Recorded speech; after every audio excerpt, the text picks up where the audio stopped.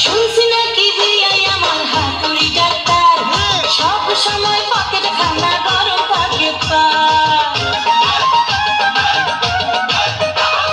শুনছি নাকি বিয়াই আমার হাতুড়ি ডাক্তার, সব সময় পকেট খানা গরম থাকে তার। গায়ে পড়েছে গায়ে পড়েছে শার্ট বোতাম দুইটা নাই, বিয়ের বেল নাই বেল নাই রে, বিয়ের বেল নাই বেল নাই রে।